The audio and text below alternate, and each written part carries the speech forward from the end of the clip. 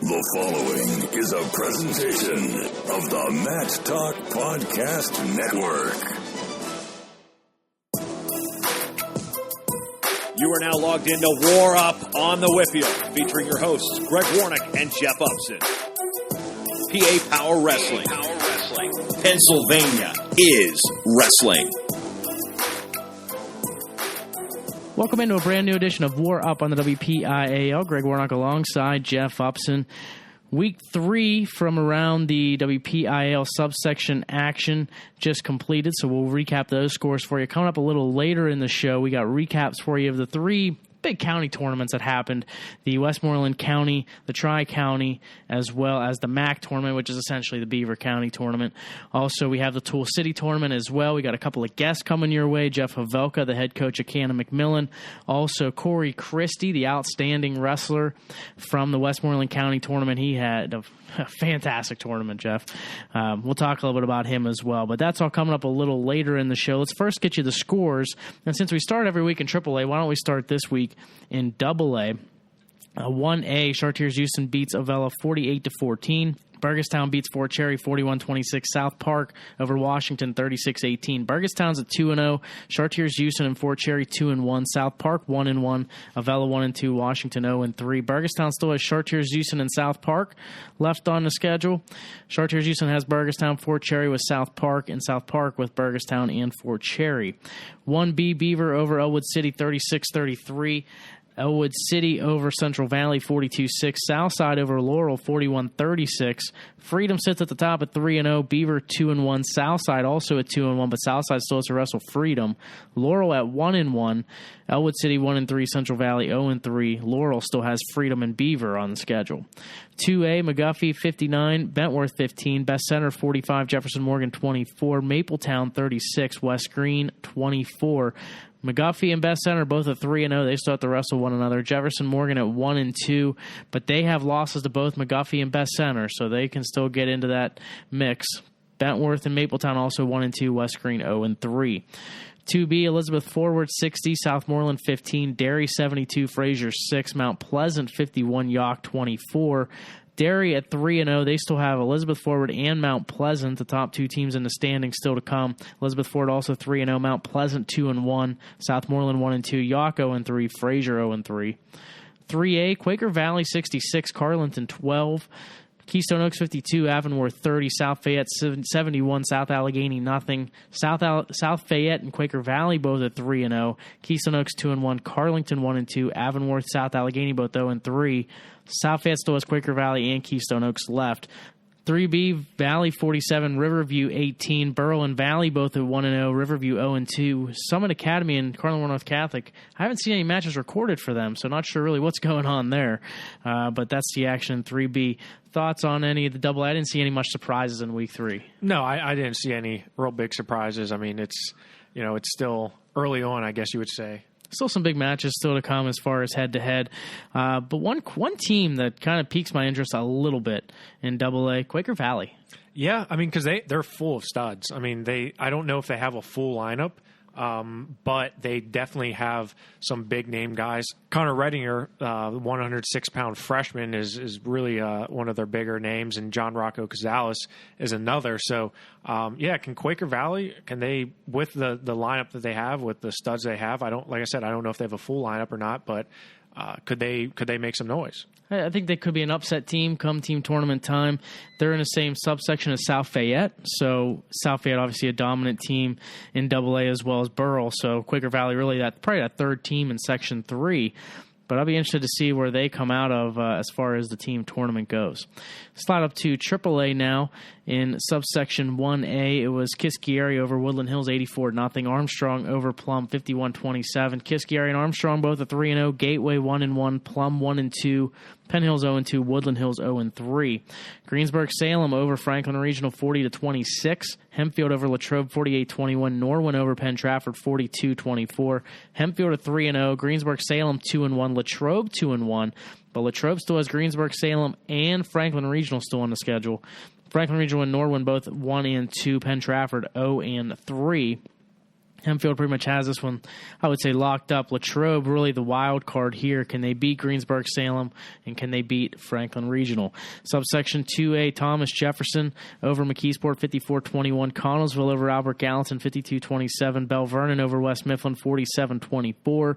Bell Vernon and Connellsville both at the top at 3-0. Thomas Jefferson 2-1. Albert Gallatin 0-2. West Mifflin 0-2. McKeesport 0-3. Mount Lebanon in 2B over Ringgold, 59-18. Peters Township over Bethel Park, 57-15. Upper St. Clair over Baldwin, 57-3. Peters Township at 3-0. They still have Mount Lebanon on the schedule. Upper St. Clair and Mount Lebanon both at 2-1. Ringgold and Bethel Park 1-2. Baldwin 0-3. 3A, Mars over Highlands, 58-18. Seneca Valley over Pine Richland, 61-9. Butler over Knock, 55-12. Seneca Valley and Mars both at 3-0. Seneca Valley still has Mars and Butler left on the schedule. Butler at 2-1. Pine Richland 1-2. Knock and Highlands 0-3. 3B, Hampton over North Allegheny, 34-32. Indiana over Fox Chapel, 44-33. Shaler over North Hills, 48-23. Hampton at 3-0, Shaler at 2-1, North Allegheny 2-1, but those two still have to wrestle. Fox Chapel and Indiana 1-2, North Hills 0-3. Let's slide down to 4B for a moment. Moon over Hopewell 54-21, West Allegheny over Blackhawk 71-0, and Ambridge over Newcastle 47-30. West Allegheny and Moon both at 3-0, Blackhawk 2-1. They still have Moon and Ambridge left on the schedule. Ambridge 1-2. Hopewell and Newcastle 0-3. 4A, the match of last week that everybody was looking out for. Canon-McMillan and Waynesburg. Canon-McMillan defeats Waynesburg 37-21. And really that match not as close as some may have thought it would have been. No, I mean, I don't know if it was necessarily that people thought it was going to be a lot closer than it was. It just matchups were huge in this match, and Canon-Mac was able to get the matchups they wanted. They got Macri on Henson at 120, Heyman on Stevenson. In fact, that was a close match. Heyman came out right at the end and defeated Nate Stevenson 4-2 at 126 pounds. But Macri gets it done against Wyatt Henson 5-3. They got big bonus points from Jimmy Baxter at 106 pounds. Also, Michael Binney gets a major decision, and Garrett Nyhouse also gets a fall for the Big Macs at 160 pounds. Swing matches here are at heavyweight. For Canon-Mac, Ramos decisioned Howard 1-0. That's a match that you wrestle him 10 times. It could be 50-50 for that one.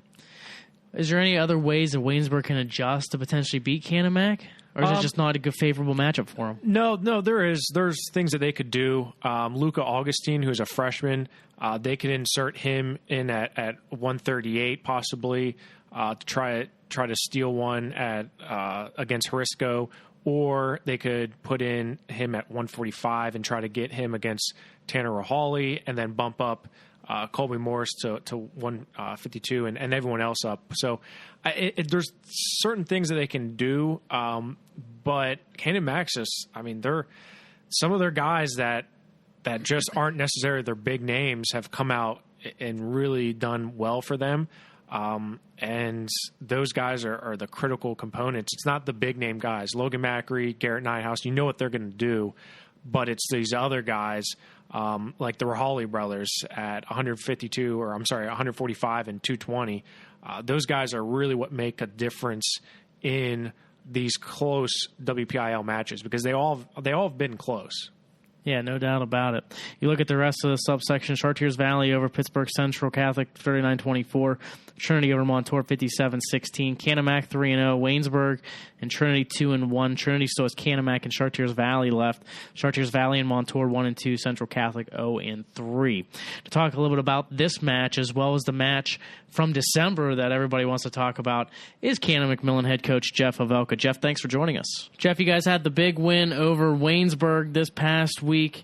Talk a little bit about that match and talk about what went right for you guys in getting the win. I think what went right for us, we had a couple big falls, and then there was a lot of tight matches that could have been tossed up either way, and we came out on top in a few of them. So, good overall team effort, and pretty good win for us early in the year. So. I'm sure one of the big factors was getting Logan Macri weighed in at 120 pounds so you could get him on Henson. Was that something you guys talked about going into it? Yep, that was definitely part of the plan, and we thought that if we could get wins there at 20 and 26, obviously both close matches, both hard fought from each kid, and but we thought that was a better shot to maybe maximize points for us. So. And Coach, being that it's your first year, when you came in and took over at the helm, obviously you know that Canon-Mac had that tradition and you had a lot of returning guys, but did you think that this band of brothers would come together and do as well as they have thus far? That's one thing we kind of sat down as a coaching staff, and we wanted to make it a goal and an expectation to kind of get to mesh the team and get it in their head that we might be young, but we're hungry and you can win now. And I think they've been responding well so far. So now our job as coaches is to keep cementing that in their head, and hopefully they keep buying in and working hard and continue to get better. And looking ahead, I mean, you look at the WPIAL, and I would say it's a little bit more wide open maybe than it has been in past years.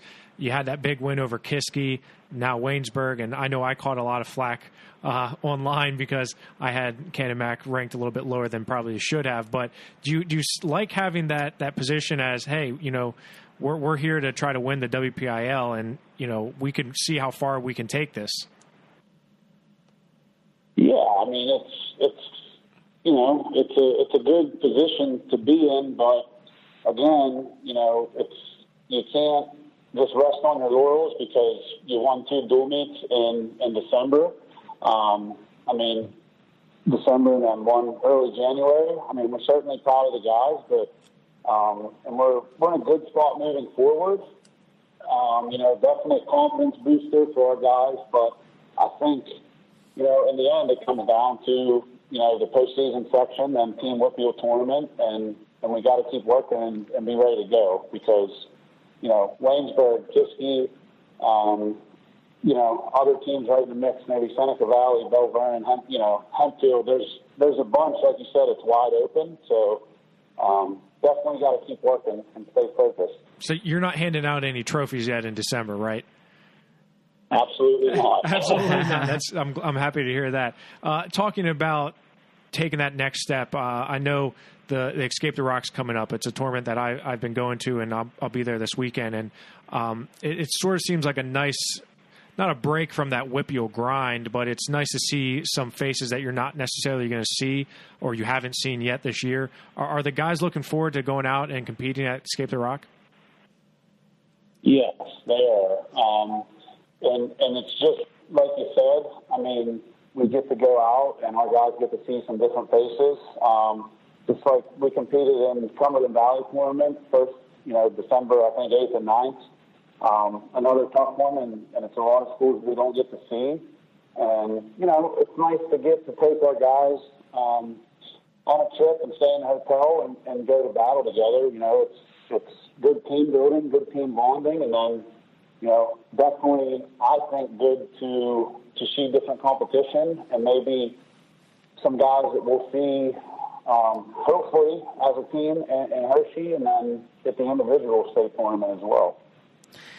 Jeff, obviously this being your first year under the helm, how's the transition been for you becoming the head coach? I know you've kept some of the assistant coaches like Zach Bowman, for example, on your staff. Has it been pretty seamless for you as well as the guys on the team? Like anything else, at first, getting to know the wrestlers was one of our primary goals, so we can try to, figure out what makes them tick and how to be with each guy. And then, with the staff, I knew Zach, and, I know that he's been an asset to the program I think he's been on for maybe 5 years, and, he continues to be an asset. runs all of our practices, does a great job getting guys ready, and me coming from outside as the WPIAL, from Waynesburg U, he knows all the AAA teams and kids. So it's really good to have. And then another assistant that we kept was Zach Maisner. And he's been, I think he's been on the staff for 5 years as well.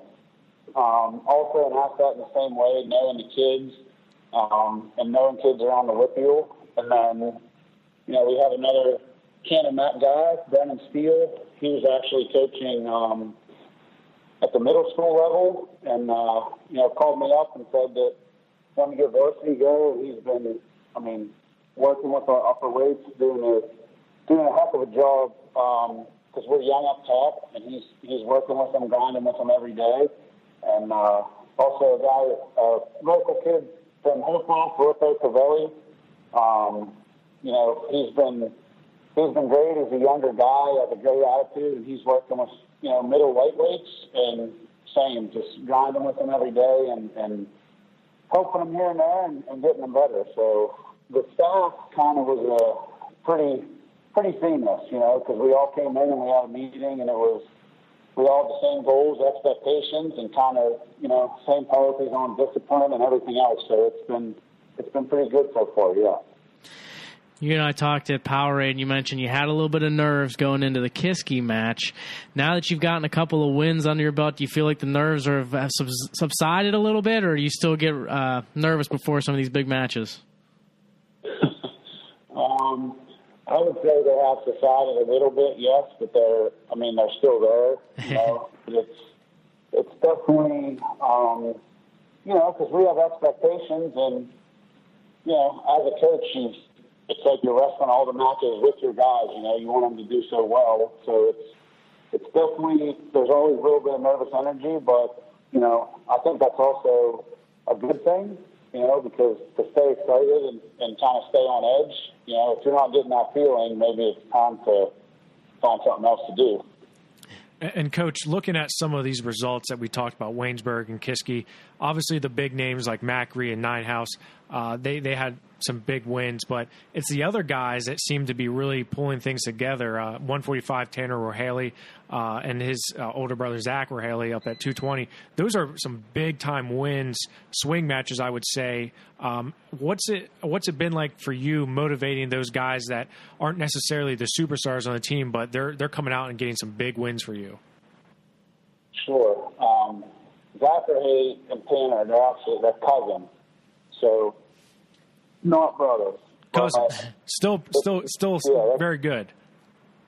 Yeah, sure, absolutely. But like you're saying, in the swing matches and those guys, it's been, and even those other guys on the team that maybe don't have the name that Logan and Garrett have, but they're working hard and they're grinding. Like you said, they're winning close matches and dual meets for us. And we're trying to approach it from a coach's standpoint as a team atmosphere. And, we think that you need all of them to win against great competition like Kiski, Waynesburg, and everyone else in the WPIAL. So. Well, Jeff, we appreciate you taking some time out to join us here this evening on the show. And best of luck as you continue through the rest of the season. We look forward to catching up with you here down the road. All right. Thank you guys very much. I appreciate it. Thanks, Coach, and safe travels out to Escape the Rock, and I'll see you there.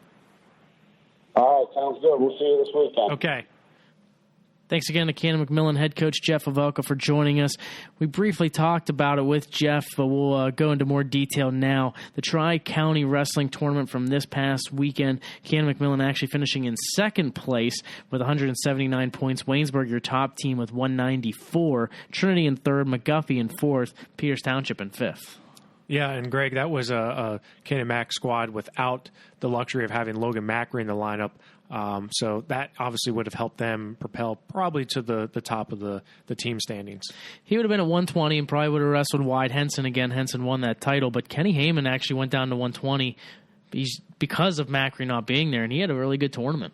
Yeah, and we're probably going to see that happen a little bit more often. Logan Macri is actually registered to compete at 126 pounds at Escape the Rock, so I'm not surprised to see that Kenny Heyman is down at 120 and Logan's up at 126, but I fully expect Logan to be back down at 120 for the postseason, as he is the number 1 ranked wrestler in the state. Some of the results from the Tri-County: at 106 pounds, Jimmy Baxter won a title, and he won it with 3 falls. He just keeps getting better and better as the season goes on. Yeah, and I think this is a good sign for Jimmy, because he didn't have he started off a slow start for his career. He didn't do as well as he probably should have at the Quaker Valley Kickoff Classic, but he seems to be in gear right now. Freshman to watch out for in AA, Rocco Ferraro of McGuffey. He finished in 3rd place in the tournament. 113 pounds, your champion was Gianni Martini of Trinity. He ends up beating Bryce Wilkes of Peters Township in the finals. He also beat Michael Binney of Canon-McMillan in the semifinals. Binney came back for 3rd, but we thought Martini might have a better outcome at the Powerade tournament, so it's good to see him bounce back here. Yeah, this is a guy who had Christian Fisher of Mifflin County on the ropes, who was a returning state medalist, but then he was just a little inconsistent at Powerade. He looked really good, and then he didn't look so good. So this was a good tournament for him to come out and get a victory. 120, Kenny Heyman, we mentioned, he finishes in 2nd place. He lost to Wyatt Henson of Waynesburg 2-1 in the finals. But Heyman in the semifinals pins Manny Doveshek of Bentworth to get to that final. Doveshek ends up coming back for 3rd, beating Jimmy Guire of Best Center, who was tech-falled by Henson in the semifinals. But Doveshek beats Guire for 3rd, 11-8. That's a deep weight class right there at 120. Those top 4 guys are all guys that you're probably going to see in Hershey come March. But Wyatt Henson, really, you saw his results in the semifinals. When he turns it on, it's pretty much he takes over. Mentioned Macri doesn't wrestle usually a lot of times in this tournament. Gavin Teasdale, another guy who normally doesn't, but he came out on a mission. 2 falls and a tech fall at 126 to win the title. Yeah, I mean, I pity the guy who had to be the first one to wrestle him after his loss to Bo Bartlett, but someone had to do it, and Gavin just, based on these results, came out full steam and just didn't waste any time.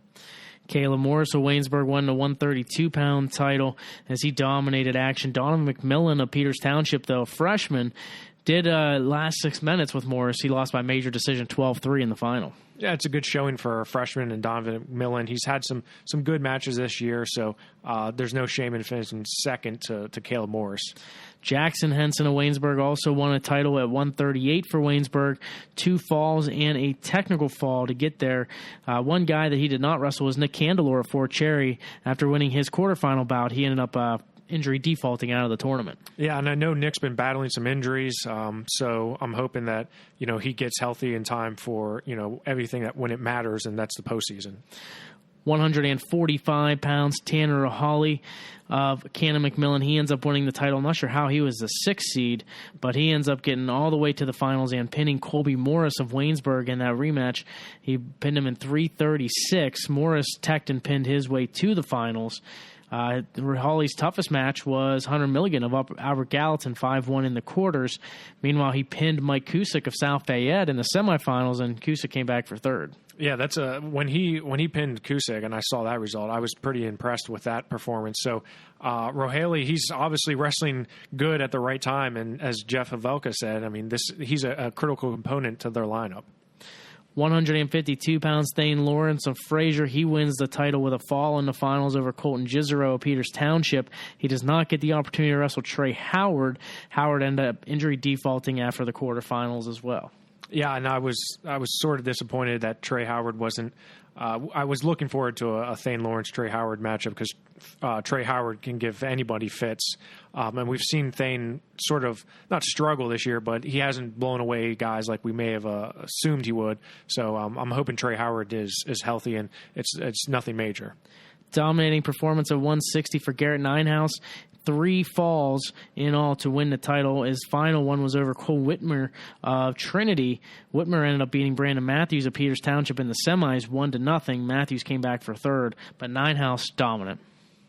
170 pounds, Christian Clutter of McGuffey. He was your champion over Kyle Hammett of Waynesburg. Probably the biggest upset of this tournament. Clutter beats Hammett 3-1 in the final. Hammett beat Luke Mary in the semis, and Clutter only won 1-0 over Michael Standish of Albert Gallatin. Big win for Clutter, huge loss for Hammett. Yeah, and Christian Clutter is a guy who came in ranked 9th in the state. He was 16-1. He's never been to a state tournament quite yet. He's a junior from McGuffey, but that was probably the biggest win of his career, was taking down Kyle Hammett, who entered the week ranked number 1 in the state at 170 pounds. So definitely a good win for Christian Clutter. And I'm sure this bounces Clutter up the rankings in AA, although he hasn't quite performed to this point to get to the state tournament. But does this hurt Kyle Hammett in his ranking? I mean, I wouldn't say it hurts his ranking whatsoever, because he's a senior. He's been there before. He's experienced. He knows what he's getting into. So I'm not saying it hurts it. I just think it better. 170 is wide open in my opinion, and especially in AAA, it's pretty much wide open at the top. So until Trent Hidley comes down, which I fully expect him to come down, it's really anyone's game at 170. So not necessarily, it's not going to affect Kyle in that way, but it's definitely something that, you're looking more for Christian Clutter to see this is going to springboard him into a higher ranking and more talks about who else can he knock off. 182 pounds, the match a lot of people were looking forward to. Tim Wallace of Albert Gallatin, Dominic Fundy of Best Center. Wallace comes out on top of this one with a 5-1 win. Yeah, and that's a big-time matchup here between AAA and AA. And Tim Wallace is a guy who was 3rd in the state last year, and Dom Fundy was a state runner-up last year. Tim Wallace, though, he had that major win against Cody Mulligan, lost to Trent Hidley. Dom Fundy, on the other hand, he had a few losses that he probably shouldn't have taken last week. So this was a good win for Tim Wallace to come out and defeat a really tough Dom Fundy in the finals of the TRICADA. 195, Dalton Loff of McGuffey was your champion. He won by fall in the finals over Jacob Baker of Best Center. Baker had the win over Bo Haynes of Ringgold in the semifinals. Haynes was the top seed. He beat him 4-3 to get to that final. So a little bit of a surprise there for Bo Haynes, and he ends up coming in 5th place. He actually lost to Alec Kendall as well in the consolations from Canon-McMillan. 220 pounds, your champion was Ian Edenfield of Laurel Highlands. After 2 falls, he had a close one against Connor Main of West Green. He beats him 2-0 in the final. Yeah, and Connor Main's he's a tough wrestler. I mean, that's not. I'm not surprised to see that close of a match. But Ian's, I mean, he's been to a lot of tough tournaments, some of the toughest in the nation: Beast, Powerade, Ironman. So it's another just good win for him. He's not shying away from any of the competition. Zach Rohaley from Canon-McMillan, a guy that we talked about with Jeff Havelka, was not at this weight class at 220 pounds. 285, your champion was Quentin Franklin of South Fayette. He wins the title over Corey Dotson of Albert Gallatin 2-1. Franklin, a sophomore from South Fayette. Dotson, a guy who had a good Powerade tournament, but Franklin ends up knocking him off in the final. We'll now slide over to the Tool City tournament where Seneca Valley was the champion by a number of points. They end up winning the team portion with 244. Boiling Springs was in second with 189. North Allegheny, your next WPIAL school, they were in 10th place with 106. Yeah, Seneca Valley, Greg, had a great showing here. They had 11 place winners and 3 champions, including Louis Newell, who became a 4-time champion here. He and Cody Mulligan of Sagertown became the 6th and 7th 4-time champions at the Tool City tournament. I apologize. Shaler was the other WPIAL school I was looking for them. They were 4th with 135.5. Some of the results, Alejandro Herrera-Rondon from Seneca Valley, he ends up finishing in 2nd place. He loses by a 6-2 decision to Andrew Brest of General McLean. Yeah, and that was a good showing for Herrera-Rondon at 106 pounds. Andrew Brest is a talented wrestler. He was a champion at King of the Mountain, actually defeated Carter Dybert in the semifinals there. And Herrera-Rondon is a guy who's still a little bit undersized, but he's clearly, that's not affecting him. He gets to the finals here and gives a good match to Andrew Brest.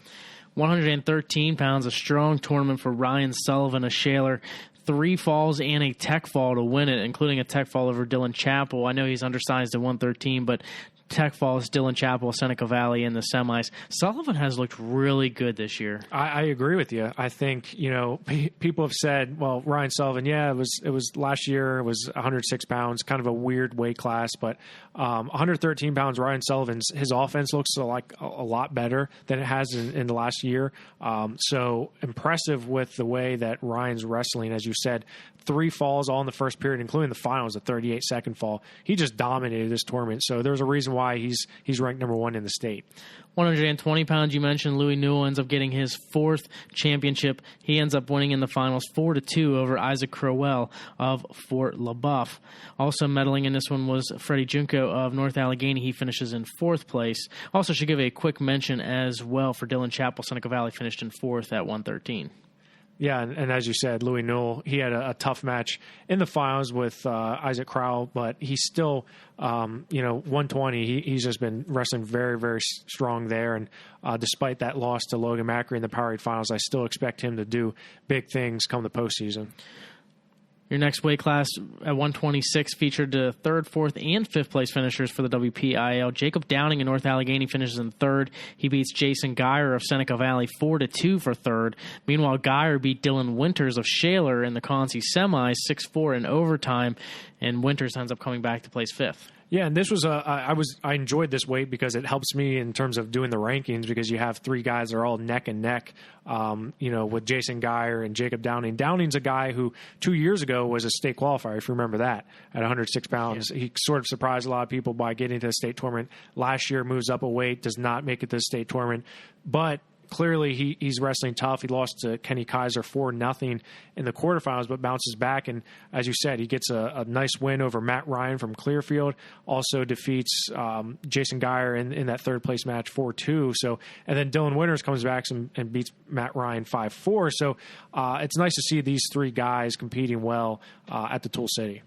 132 pounds. One of the bigger upsets, I think, of the tournament comes in the semifinals. Nick Oosterkamp of Harbor Creek loses to Antonio Emilio of Seneca Valley 10-0. Yeah, it wasn't even close here at 132 pounds, which is that's a good win for a young freshman wrestler. And as we keep on mentioning, I hate to Kevin Wildrick, who's probably saying you got to stop talking about Seneca Valley, but there's a reason why we talk about this because there's a lot of good things to talk about here. But yeah, as you said, Oosterkamp's a guy who is a 2-time state qualifier from Harbor Creek. He's ranked 9th in the state, and Emilio comes out major decision 10-0. But he does fall in the finals to Garrett Reinsfelder from Shaler, who comes away with a 5-1 win. Very impressed with the way Garrett wrestled, and I think him going 5-0 this past weekend is going to move him up. No doubt about that. The next weight class, Drew Vlasnik of Seneca Valley, he finishes in 3rd place. Ellis Popolsky of Shaler, he finishes in 6th place. 145 pounds, Nick Montalbano of Seneca Valley, he is your champion at that weight class. He ends up winning the final 4-1 over Trent Tidball of Meadville. And your 6th place finisher from the WPIAL, Nick Marcinelli of North Allegheny. No medalists at 152, but at 160, John Hoover of North Allegheny, he was your champion, and he had to defeat Jake Pollock of Shaler in the semifinals to get there. Hoover ends up beating Pollock 7-2. Pollock would end up finishing in 4th place in this tournament, but Hoover with a big championship. Yeah, and Hoover's a guy who, has been, I'd say, a little bit under the radar in the WPIAL at 160, but that's a big win for him over Jake Pollock, who was the top seed there at 160. So, as I said before, it's nice to have these kind of guys go head-to-head because it helps me out with putting together the rankings. Oh, no doubt about it.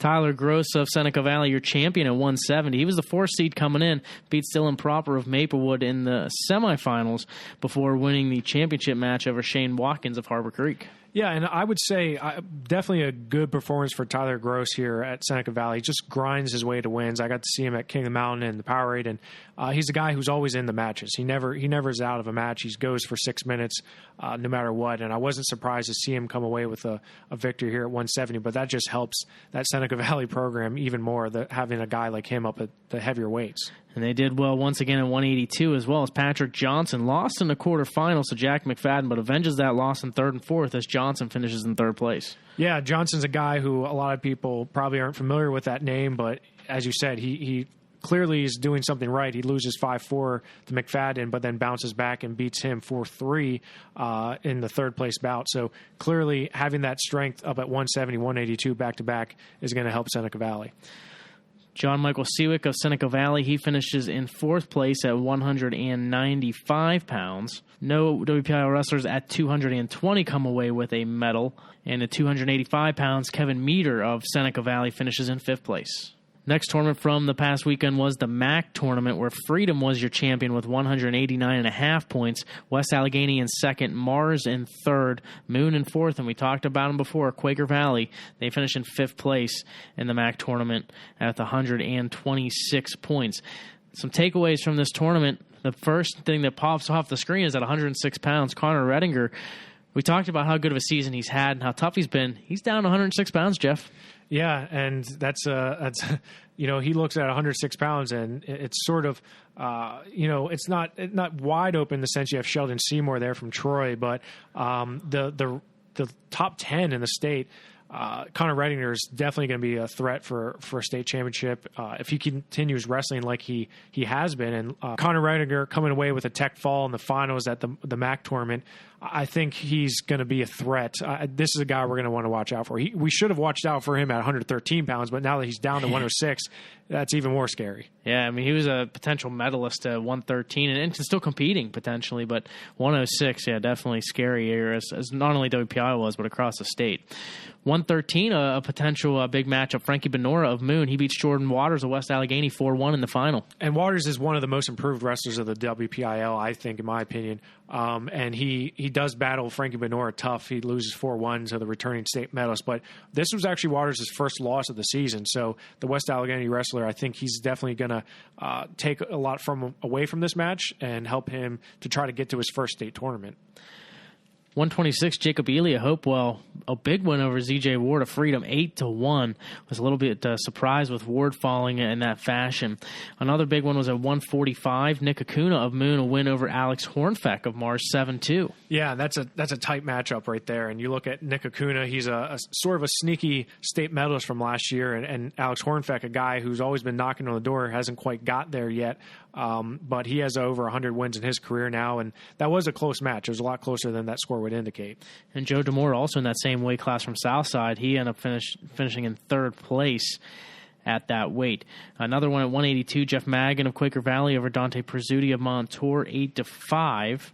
Yeah, and Magan's sort of just come out of nowhere, I would say. Magan's wrestled a lot of big matches this year, and he's definitely getting the attention of a lot of people. So you look at Quaker Valley, we talk about Redinger, we've talked about John Rocco Cazales, you have Jeff Magan now, who is a top wrestler in WPIAL, especially in AA.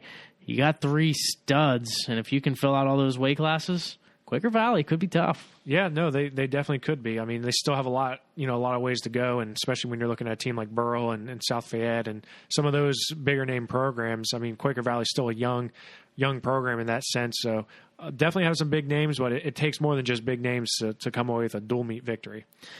Let's now go into the Westmoreland County tournament, where Kiski area was your champion with 218.5 points. Hempfield finishes in second.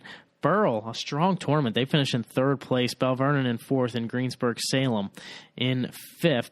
106 pounds, Curtis Phipps of Norwin. He was your champion. He beats Brady Sherback of Latrobe in the final 8-2. He had a close one with Carter Diver of Franklin Regional in the semis. He only beats him 2-0. Sherback beat Velocic of Burrell 5-1, and then Velocic actually ends up getting pinned in the Concy semis by Ethan Bergnick, and then finishes in fifth place, and Divert finishes in third. Yeah, and that Divert-Phipps match, I think those two have wrestled maybe two or three, at least three. That had to have been their third time wrestling this year, so I'm not surprised at how close that match was between them. Curtis Phipps comes in as your top-ranked wrestler in the state, defeating Brady Sherback, who's number 5th in the state, 8-2. So really a deep weight class at 106 pounds when you look at all the ranked wrestlers here. 113 pounds, your champion was Kyle Burkholder of Hempfield, but he had a tough one in the finals against Ian Oswald of Burrell. He ends up winning 1-0 in the finals. Oswald had to beat Doug Bittner of Mount Pleasant to get there. He beats him 1-0 in the semis, and Burkholder ends up beating Marino Angelico of Latrobe 9-3 in the semis to get to that final. So Burkholder 1, Oswald 2, and a good performance in the consolation round from Chance Shearer of Kiski Prep. He beats Doug Bittner for third place. Angelico beats Sammy Starr of Kiski for fifth with an 11-6 win. And Burkholder, he wrestled at 106 pounds at Powerade, so he's up to 113 pounds. I'm not sure if he feels more comfortable at 113. He was at 113 pounds last year, so I don't know if that cut to 106 was just a little bit too much for him. But clearly, up at 113 pounds, he defeats a very tough Ian Oswald. But as you said, Chance Shearer from Kiski Prep, who's originally from the Shaler area. Boy, what if he was on that Shaler team too? That would be. Yeah. I don't know where he would fit in the lineup because you got Ryan Sullivan there as well at 113 pounds. But he has that big win, major decision, 18-6 over Doug Bittner. 120 pounds, a wild one in the final. Darren Miller of Kiski defeats Gabe Willishow of Latrobe 10-9. Third place match could be a double A preview. Ty Simmerman of Derry beats Trent Bechtold of Burrell 4-3. Yeah, that 120 finals match, that was a crazy match. Darren Miller comes out strong and looks good, but then Gabe Willishow just, he's a funky wrestler, man. You're never safe when you're wrestling Gabe Willishow. I don't care what the score is. He's always sort of able to score points in bunches, and I like the way he wrestles. But Darren Miller is able to survive that 10-9. It was an entertaining match.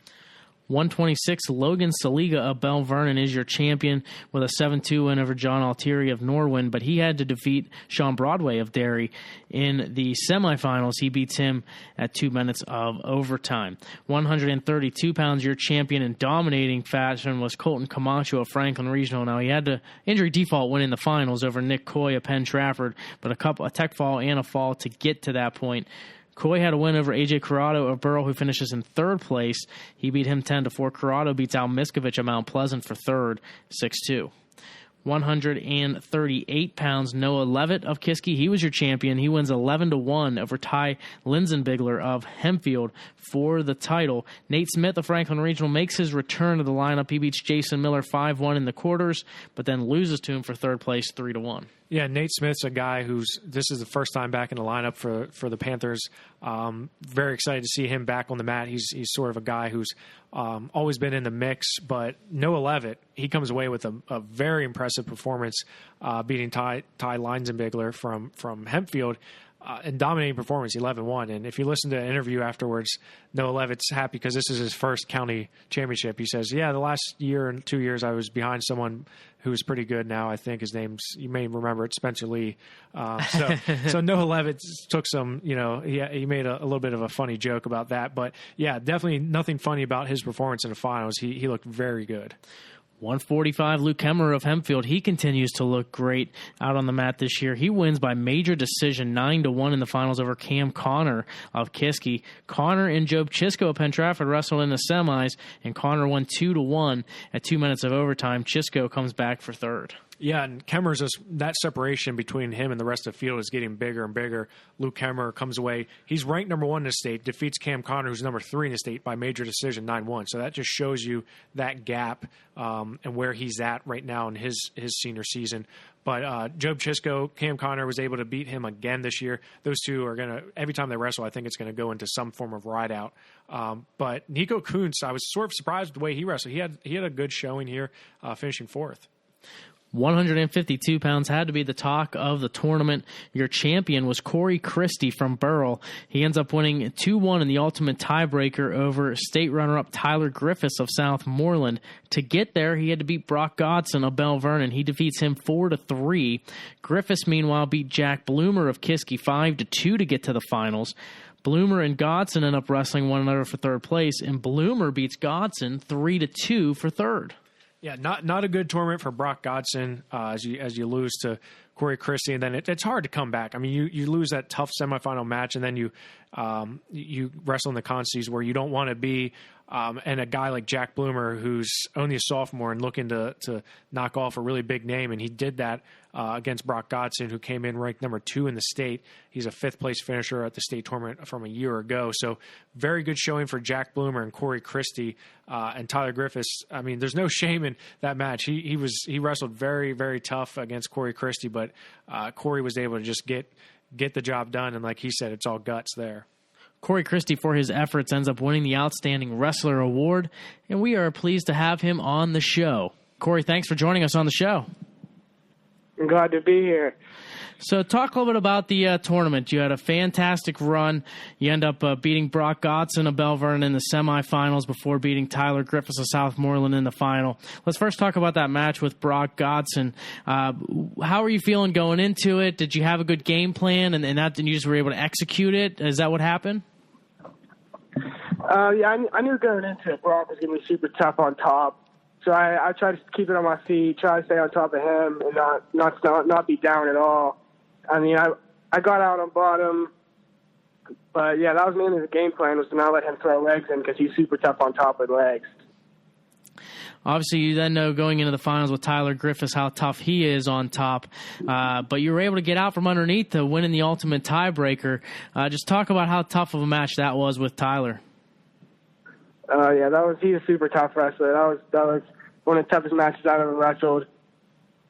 He's super tough on top, but in that type of criteria, that type of situation, it's just all guts, and that's just how I felt. And I felt like nobody could hold me down in that situation, and I just ended up getting out.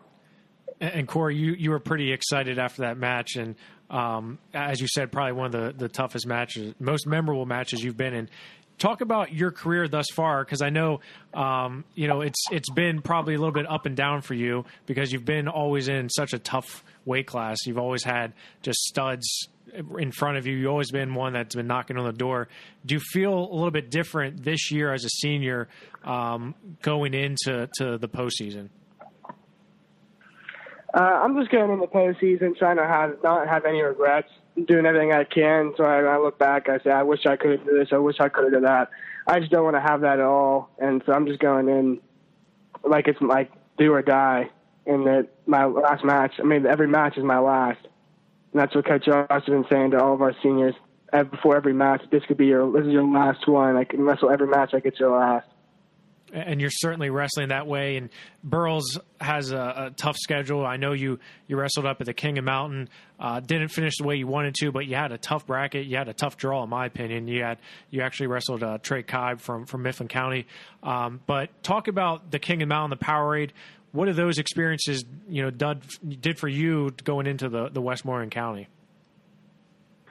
Both those tournaments are super tough tournaments, but I feel like they make our team better. Coach Josh says we don't want to be a big fish in a small pond. We want to be a big fish in a big pond, and those are big pond tournaments. There's people ranked nationally there. They're super tough tournaments. I didn't get to finish the way I wanted to, but once again, those tournaments, they're great, but the only thing that matters to me is what's coming down in March. And Corey, talk a little bit about Coach Shields. I know you had mentioned him a few times, and in fact, when I talked to him in the beginning of the year, and I asked him who was going to surprise me from Burrell, and he actually mentioned your name as someone who's been really working his tail off in the off season. Talk about Coach Shields, your relationship with him, and really what he's been to you for the last 4 years. I mean, Coach Josh knows everything about wrestling. He's taken me from my freshman year to now. I mean, I feel like I've improved so much of my high school career being with him. I definitely think he's best coach in the state. He's an incredible coach. I give a lot of my wrestling to him. He's always pushing me. There's no easy practices. There's no taking days off. He's always on me. And definitely I wouldn't be where I am today without him. Corey, you've decided to go to Coker to continue your wrestling career. Talk about that decision and why you decided to go there as far as extending your career. That's another one. Comes down to Coach Josh. One of his Mercyhurst roommates, Coach Baxter, is the head coach down there. And that's how I got the connection. And he said, you got any tough guys up there? And Coach Josh said, yeah. And so I flew down there with Coach Josh, actually. And we went. I loved it down there. I love Coach Baxter. He's a super tough dude. And I felt like that was the place where I should be. And Corey, talking about the team aspect of this, I know we've talked a lot about your individual performances, but the team this year, special team, a lot of tough guys on it, you yourself included. So and you've been to the team states more than you have your individual states, right? So you're familiar with Hershey and all that. But what's the goals here for the team? Because it seems like, the sky's the limit for Burrell. Yeah, I mean, wrestling at Hershey, that's what it's really coming down to.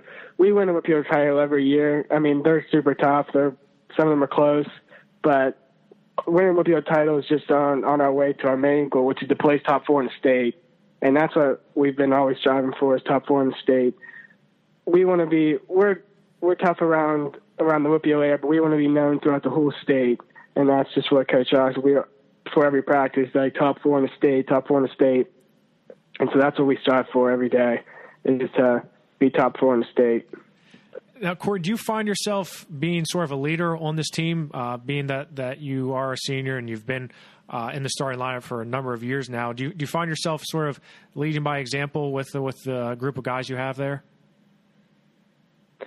Yeah, a little bit. I mean, I like to Coach Como. He always tells me to set an example and to be the hardest driller in the room, and everybody will look up to you, and everybody will drill as hard as you, and that's how the whole team rises. But I mean, we have some. I mean, I listen to anybody. Ian Oswald. He's a super stud on our team. AJ Carano, Chen Filochek. I mean, they're all leaders on the team, but sometimes they need a senior to look up to. So I guess I could be a little bit, yeah. And Corey, what are you looking forward to the rest of the season? I know you talked about individuals and teams, but is there anything you're looking forward to in particular? I know you got Ultimate Duels coming up here, and that's always and I talked to Coach Shields. Last year wasn't the best performance for the Burrell squad up there because you had a lot of injuries, a lot of people were banged up. Is that somewhere you're looking to make a statement? Yeah, I'm actually super excited for the Brookville Duels because actually I've never wrestled there. I've been hurt all 3 years, and I've never got to wrestle the Brookville Duels. So that's going to be. This is going to be your first time wrestling the Brookville Duels, and they saved the best for last, your senior year, and with a solid team. So it's a good time for you to wrestle in the Brookville Duels. Yeah, I'm super excited because all the teams there, they're usually the ones placing top 4 in the state. And so they have super tough guys. Chestnut Ridge, I hopefully get another shot to wrestle Justin McCoy. He's super tough. Reynolds is always tough, and Brookville. So it's a great dual tournament. Well, Corey, we appreciate you joining us here to talk about your past performance this past weekend as well as upcoming. And I know you got to get back to a practice, but congratulations on a great tournament. And we wish you best of luck as you head into the upcoming postseason. Thank you. Glad that you had me on your podcast. Thanks, Corey. Thanks again to Corey Christie for joining us on the podcast. And he's an exciting guy, and it's going to be interesting to see him wrestle in the postseason. Yeah, and I hope he's able to reach his goals and his potential because he's been so close before. Last year, even as a sophomore, he was knocking off some people, and I think this year, especially if you've seen the way he wrestled at the county tournament, I think he's poised to, as long as he stays healthy. And as he said, he's never wrestled at the Ultimate Duel, so I hope he just doesn't wrestle until the Ultimate Duel, so he definitely can be there to help Burrell. But yeah, I'm looking forward to seeing how Christie ends his career. And if he and Griffiths stay at 152, they will wrestle potentially 3 times, WPIAL, Southwest Regionals, and the state tournament.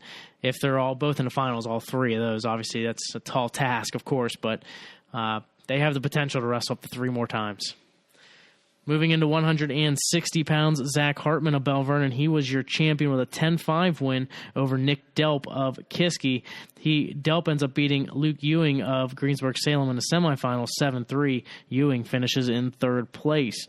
170-pound Scott Joel of Bell Vernon continues his strong performance from Powerade to win a title here at the Westmoreland County Tournament. He beats Jesse Quatzi of Greensburg-Salem in the final 6-1. Yeah, and that's a match where Joel comes in ranked number 4 in the state and Quatzi comes in number 7. And Joel, as you said, continues to impress me, winning 6-1 in the finals at 170.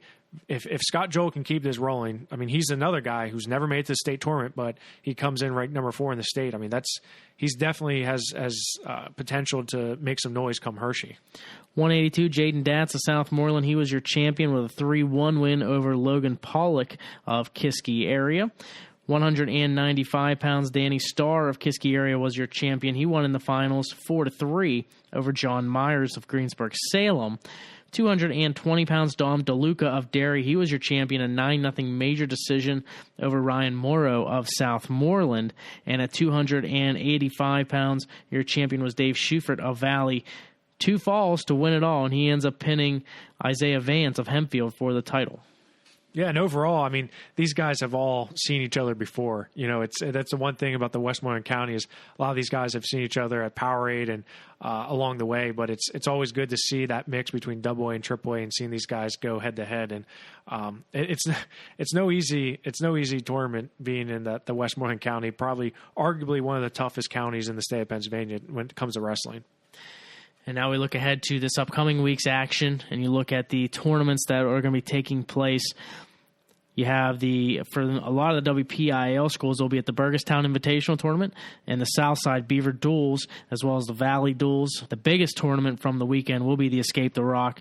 We briefly talked about it with Jeff Havelka. Canon-McMillan will be there, North Allegheny, Bell Vernon.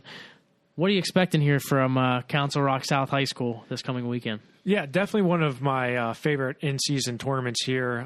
Definitely rivals Powerade in terms of getting that top-level talent, especially from the nation. So all these schools that you're going to see competing at Escape the Rock are very, very tough schools. You got Bethlehem Catholic there, Council Rock South, Del Barton, New Jersey.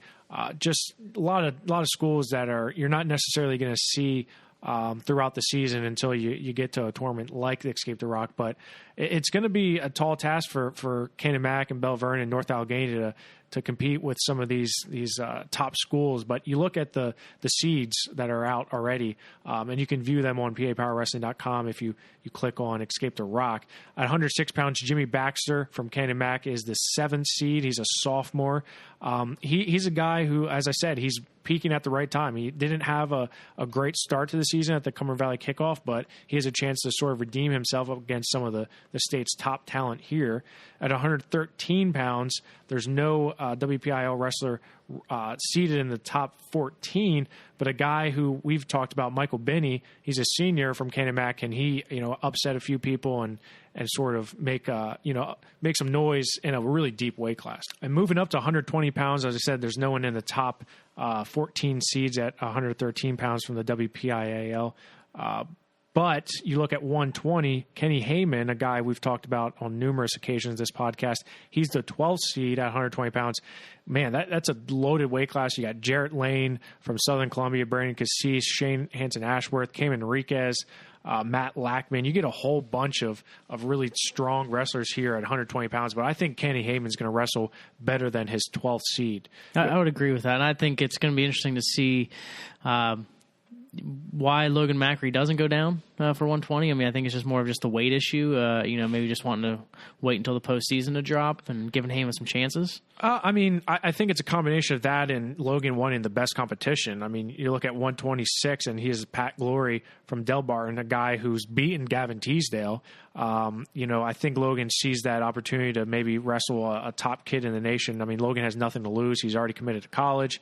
It's his senior year, so I think it's a combination of him getting his body ready to go down permanently to 120 and wanting the top competition there. So Logan Macri is the 2nd seed to Pat Glory. Pat Glory is a returning Escape the Rock champion. Also, Mason Franks from Collinsville. He's number 8 at 126 pounds. He's a guy who just lost to Chris Wright from Central Dauphin this last weekend, and definitely a good match he had. But this is a guy who beat Ed Scott from DuBois, so Mason Franks could have a really breakout tournament this weekend at Escape the Rock. But also Jacob Downing, a guy we talked about being at Tool City and having some big wins in the consies there. He's here as well, but he's unseeded.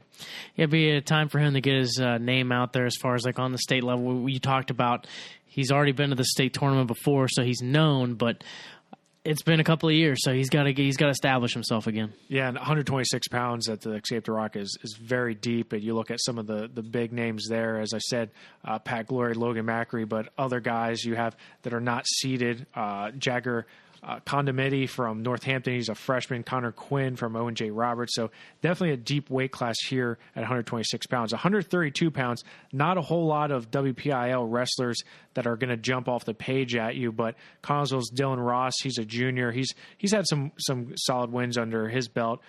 He could surprise a few people and knock off some guys. Gabe Fallow from North Allegheny as well. Here's at 132 pounds. 138 pounds, Tim Harisco from Canon-Mac. He's your 5th seed. Yeah, we'll see how he does against some of the tougher competition at this tournament. Interested to see if he can get into the top 3 or 4 and really make a name for himself. Harisco's teammate Tanner Rahaley from Canon-Mac is your 12th seed at 145 pounds, a guy who we had talked about on the show, a guy who's come up with some big wins for Coach Havelka in some dual meets, and he comes in and he is a 12th seed here in a pretty loaded 145-pound bracket. You also have Hunter Milligan from Albert Gallatin, Nico Kuntz from Bell Vernon, so it's not going to be any easy sledding for Tanner Rahaley, and if he can keep that up. But he's got 2 big wins over the past week over Colby Morris of Waynesburg, so I think taking that momentum into this tournament, helping him get that 12th seed, we'll see if he can get on the medal stand. At 152 pounds, Thane Lawrence from Fraser is a sophomore, and he's your 2nd seed. He's the 2nd seed behind John Manning of Villanova Catholic. Fun fact here, that's a school in Canada. John Manning actually I think he's from Utah, wrestled at Blair. Now he's in Canada, but he's wrestling in Escape the Rock. He's the top seed. Thane Lawrence is your 2nd seed. Can he come out and get a victory here and win a championship at Escape the Rock? Brock Godson's here as well. And he's number 3 in this tournament. It's going to be interesting to see if these two collide in the semifinals. You have Thane Lawrence, who is trying to really establish himself this year. He hasn't gotten off to, I would say, the start he was hoping for. And you look at Godson. He had a solid Powerade tournament, but then he had a big letdown at the Westmoreland Counties, finishing in 4th place. He is looking to try to reestablish himself. I think that's going to be one heck of a semifinal, potentially. Yeah, you got the senior versus the sophomore, and I do hope that match happens. Thane Lawrence is a guy who turned heads down in Greensboro at the Super 32. He knocked off some top-ranked in the nation wrestlers, and he's definitely a guy who people started noticing. But now Thane Lawrence, as you said, maybe not the best start to his sophomore season, but This is a chance, as you said, both these wrestlers are looking to have a breakout performance at Escape the Rock. Moving up to 160 pounds again, you look at 1 and 2 seeds here. Zach Hartman from Bell Vernon is your top seed. Garrett Ninehouse from Canon-Mac is your 2nd seed. Fun fact here, Garrett Ninehouse is a returning champion here at Escape the Rock, and he's not the top seed. Well, Zach Hartman's beat him. I think that's playing someone we've seen. He won in convincing fashion at the Powerade. Can Ninehouse close the gap? I think that's the question going into Escape the Rock this weekend. These guys are going to see each other again, potentially for the WPIAL championship here in end of February. So to me, these guys, 2 of the top guys in the state, can Ninehouse close the gap? That's the question, I think, coming into this one. John Hoover is your 10th seed from North Allegheny. He's a junior, and he's a guy who we talked about having a good Tool City tournament, winning that tournament. Can he keep that momentum going into Escape the Rock? Number 3 seed at 170 pounds, Scott Joel from Bell Vernon, a guy who we talked about a lot on this show. How can he, do against some of these top guys? And I'm actually surprised by the seeding he got, because you look, the top seed's Jackson Turley from St. Christopher's, who I'm not surprised that he's there. Gage Garcia from Southern Columbia, returning state medalist, but he gets a seed over Luke Nichter from Chambersburg. Luke Nichter from Chambersburg is a sophomore and was a state medalist last year as a freshman, but Scott Joel gets the nod ahead of him as the 3rd seed. I'm sure the Powerade championships and finishing in 3rd place there really helped Joel get that seed. I'm interested to see him and Gage Garcia. If they can both get into the semifinals, can Joel beat Garcia? I think if he ends up beating Garcia, now we're talking about, okay, this guy is going to be competing even for loftier goals than we expect in the state tournament. Yeah, and if he can keep that momentum going, that's huge. And I'd like to see how Scott Joel does, especially with that 3-headed monster there of Bell Vernon with Brock Godson, Zach Hartman, and Scott Joel. Mike Standish from Albert Gallatin's also here. Moving up to 182 pounds, Tim Wallace from Albert Gallatin. He's your 4th seed. We saw him knock off a huge win against Cody Mulligan. Can Tim Wallace come out and surprise people and maybe come away with an Escape the Rock championship belt here? The match that I want to see is Josh Stillings from Penridge versus Tim Wallace. Josh Stillings from Penridge is a returning state runner-up. He lost to Trent Hidley in the state finals last year. But Tim Wallace, he dismantled Cody Mulligan. Cody Mulligan beat Josh Stillings at the Super 32. So these two are similar styles in the way they wrestle, both a little bit taller, a little bit more lanky. I think it would be a fun match to see. I hope it happens. But Tim Wallace is your 4th seed at 182 pounds. And he's got to upset the top seed to be able to have that opportunity to wrestle Stillings potentially. Yeah, and it's 182 is a very deep weight class. Yeah, and you have Ryan Carley from Malvern Prep as your 3rd seed. As I said, Josh Stillings is your 2nd seed. Mason Nicholson, also from Bell Vernon, can he get in the conversation as well? Moving up to 195 pounds, Nate Ansell from Collinsville, returning state qualifier. He's been out of the lineup, though, for maybe a week or so. So this is going to be a chance for him to get back in the swing of things. Yeah, he comes in as a number 7 seed, and we'll see if he can bounce back and get things going again. Ian Edenfield from Laurel Highlands, the one-man team here, and he continues to just wrestle anytime, any place. It doesn't matter where. And toughest tournaments, he gets into every single one. Every single one. Ironman, Powerade, Beast of the East, Escape to Rock, TRICAD. Not one of the toughest tournaments, but no, he still had a tough match in that final. So Ian Edenfield is the top seed here at 220 pounds. He's going to have his hands full with some out-of-state competition here. You look at the top 10 seeds, the top 9 seeds, and he's the only one that actually is from Pennsylvania. All the rest are from out of state, other than John McCarthy at 7 from Delaware Valley. So a lot of chances for him to wrestle some guys that he's not familiar with. And you don't see Lake Highland Prep here, so that's good. He's not, he's not going to wrestle the same guy he's wrestled 3 weeks in a row. But Ian Edenfield, can he solidify his spot on top of the state rankings at 220 pounds? Escape the Rock is where he's going to have to do it. Yeah, no doubt about it. I think he's in for a big tournament. Moving up to heavyweight, you got 2 big boys, 3 actually, from the WPIAL who are seeded in the top 12. Corey Dotson from Albert Gallatin is your 4th seed. He's a senior guy we've seen compete at the Powerade. Derek Devine from North Allegheny, he's the 7th seed. He's back in the lineup. He was out of the lineup for last couple weeks because he didn't wrestle at the Tool City tournament. So I hope Derek's healthy and ready to compete. He's a 7th seed here. And Logan Petrosky from Bell Vernon, the senior who's back in the lineup for Bell Vernon. He is your 11th seed at heavyweight. So overall, there's a lot of top WPIAL individuals here, like you said, with Frazier sending Thane Lawrence. You got Tim Wallace, Albert Gallatin. You got the Canon-Mac, duo, Logan Macri, Garrett Ninehouse. But then you also have, all the Bell Vernon guys in Collinsville. So there's a lot of WPIAL flavor here at the Escape the Rock. Yeah, it should be a lot of fun to watch these guys wrestle, those against across the state, and as well as out of the state too, to see where they're at, and really just probably one of the last big tournaments before you start to get into team postseason and individuals. Yeah, I would say this is this is the last individual tournament that I'll be going to is the big one here, and getting to see teams from out east, like I said, Council Rock South, Bethlehem Catholic, Chambersburg, teams like that is a good thing for us. But this tournament has continued to get better and better each year. Every year I've been there, I think it snowed on the way home, and the Steelers were in the playoffs every year. So I always, like Sunday, I always had to listen to the Steelers on the radio. And there's going to be a lot of WPIAL fans here going to have to do the same because, unless they're staying over there. So sometimes you'll see some Steelers jerseys on Sunday at the Escape the Rock. So maybe we'll see that this year. Yeah, I would say so, especially with the 1 o'clock kickoff. No doubt about it. Want to thank our guest for joining us, Jeff Havelka, the head coach from Canon-McMillan, as well as Corey Christie from Burrell for joining us on the show. Make sure you stay tuned to PA Power Wrestling here this coming weekend. Jeff's going to be at Escape the Rock, so he will be providing updates with several tweets. Make sure you follow us on Twitter, Facebook, and just also throughout the website. He'll be providing updates and articles, so make sure you check that out.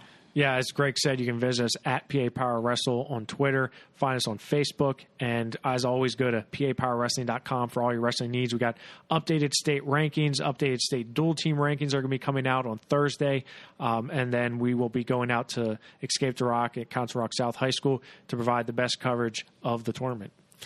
And we'll be back on next week for more updates from Week 4 from around the WPIAL, and also recap and Escape the Rock, the Burgerstown Tournament, and any others for a majority of the WPIAL schools. For my broadcast partner, Jeff Upson, I'm Greg Warnock. Thanks for listening to War Up on the WPIAL.